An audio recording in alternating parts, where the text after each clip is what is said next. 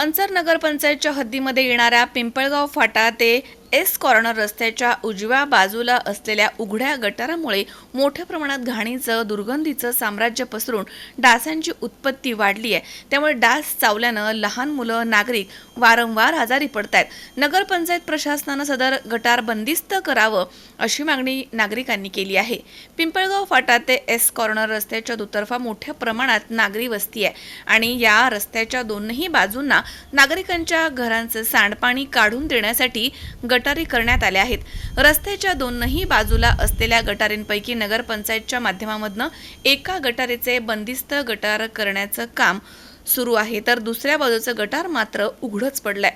या गटारीमध्ये घाणीचे साम्राज्य पसरलंय।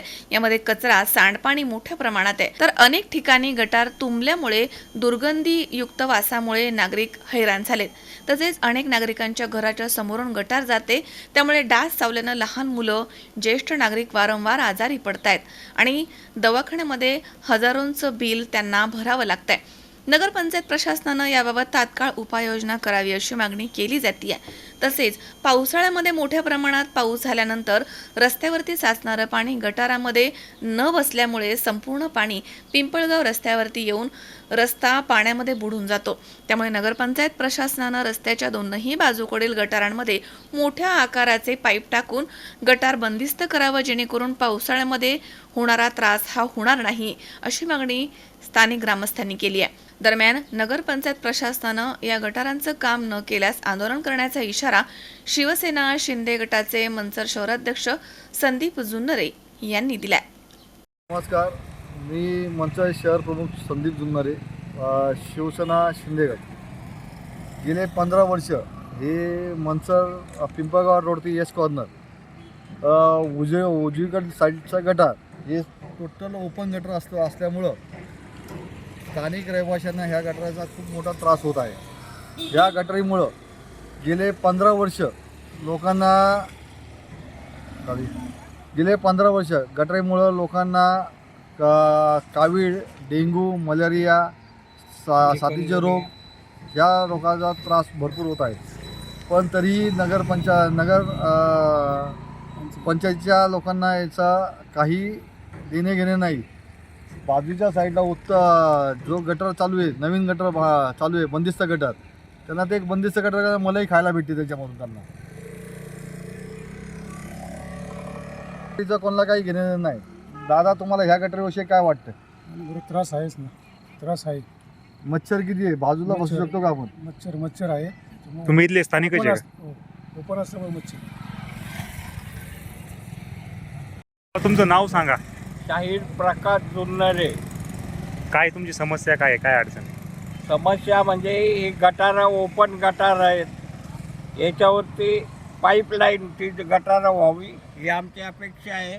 आणि दुसरी गोष्ट, ह्या गटार आता जे गटार आहे याच्यात पाणी मावत नाही, पावसाळ्याचं संपूर्ण रस्त्यावर पाणी होतं, तेव्हा हे मोठ्या साईजचे पाईप टाकून गटार बंदिस्त असावा। कुठं राहता तुम्ही? इथे एस कॉर्नर। एस कॉर्नर राहता?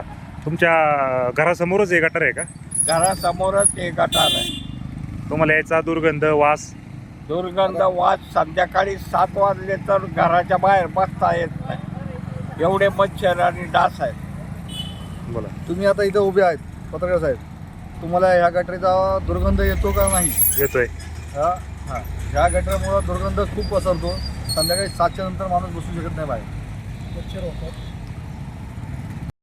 मावशी, तुमचं नाव सांगा। अंदाज कांजळे।